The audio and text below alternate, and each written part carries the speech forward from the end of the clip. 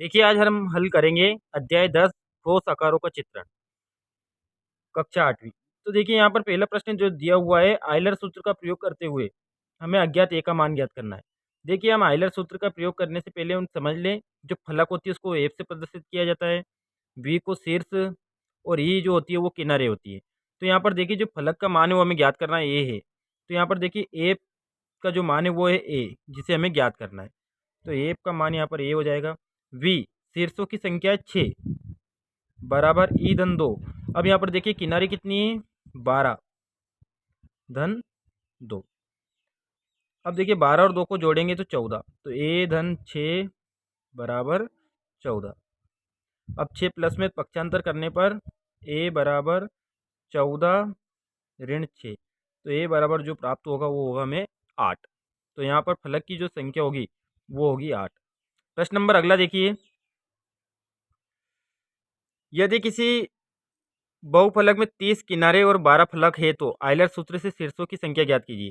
अब देखिए यहाँ पर फलक दी हुई है हमें, जो फलक है वो है 12 और यहाँ पर जो किनारे दी हुई है वो है 30। तो हमें शीर्षों की संख्या ज्ञात करनी, मतलब वी का मान हमें ज्ञात करना है। तो यहाँ देखिए एफ एफ का जो मान है वो है 12 फल के है, वी हमें शीर्ष ज्ञात करना है बराबर ई का जो मान है वो है 30 धन 2। 30 और 2 को जोड़ेंगे तो 32, तो 12 धन वी बराबर 30 2 32। अब वी का मान निकालना है तो 12 को पक्षांतर करेंगे हम, तो वी बराबर 32 प्लस का माइनस में हो जाएगा 12। 32 में से हम 12 घटाएंगे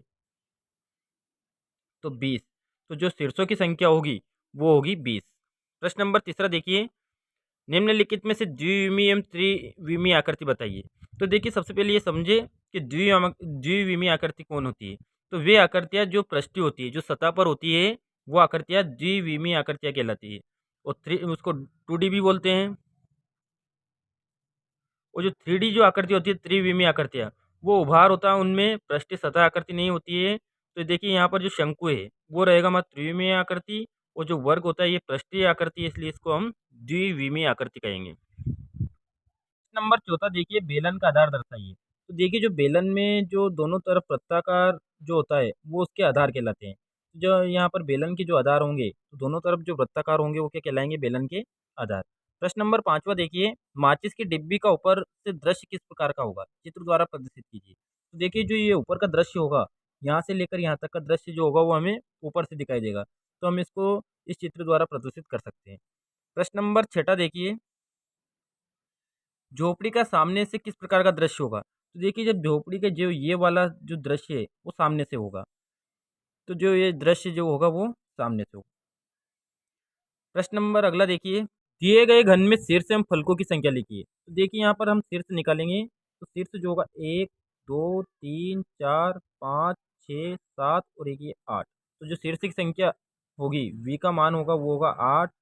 और फलकों की जो संख्या होगी, तो फलक देखिए यहाँ पर इसमें 6 सतह होती है, तो जो फलक ए बराबर होगा उनका मान 6। प्रश्न नंबर अगला देखिए, क्या किसी बहुलक के 10 फलक 20 किनारे और 15 शीर्ष हो सकते हैं। तो देखिए यहाँ पर एफ का मान जो है, फलक दी हुई है वो 10 है, किनारे 20 है और वी का मान 15 है। तो अगर हमारा आयलर सूत्र दोनों तरफ के मान बराबर होते हैं तो हो सकते हैं, और अगर मान बराबर नहीं होंगे तो नहीं होंगे। तो देखिए यहाँ पर एफ धन वी करेंगे, तो एफ का मान 10 है और वी का मान 15 है, 10 धन 15। ई धन 2, तो 20 धन 2। तो यहाँ पर देखिए 10 और 15 हो जाएंगे 25 और 20 धन 2 22। दोनों मान बराबर नहीं है, अतः यह नहीं हो सकता। प्रश्न नंबर 9 देखिए, उचित पैमाने और विभिन्न विशेषताओं जैसे खेल का मैदान, मुख्य भवन, बगीचा इत्यादि के लिए संकेतों का प्रयोग करते हुए अपने विद्यालय परिसर का एक मानचित्र बनाना है। तो यहाँ पर अपने विद्यालय का एक मानचित्र बनाना है विभिन्न संकेतों का प्रयोग करके। प्रश्न नंबर 10वां देखिए, निम्न बहुफलकों के लिए फलक, किनारे और शीर्ष की संख्याओं को सारणीबद्ध कीजिए। तो देखिए यहाँ पर हम सारणीबद्ध करेंगे। सबसे पहले देखिए घनाभ, घनाभ में जो फलक होती है वो 6 होती है, शीर्ष होते हैं 8 और जो किनारे होती है 12। तो एफ धन वी और ई धन 2 करेंगे तो हमें 14 14 प्राप्त होगा। तो यहाँ पर भी देखिए जो फलक होगी वो 6 वी 8 12। 6 और 8 को जोड़ेंगे 14 और 12 में 2 जोड़ेंगे 2 जोड़ेंगे तो 14। इसी प्रकार त्रिभुजाकार, त्रिभुजाकार के लिए जो एफ का मान होगा वो होगा 4, वी का मान 4 और जो ई का मान होगा वो होगा 6। इसमें भी हम एफ धन वी करेंगे तो 8 प्राप्त होगा और ई धन 2 करेंगे 6 धन 2 करेंगे तो 8 प्राप्त होगा। इसी प्रकार देखिए वर्ग आधार वाला प्रिज्म, तो प्रिज्म में जो फलक होती है 6, शीर्ष 8 होते हैं और ई बराबर किनारे जो होती है वो 12 होती है। एफ धन वी करेंगे तो 14 प्राप्त होगा और ई धन 2 करेंगे 12 धन 2 14 प्राप्त होगा।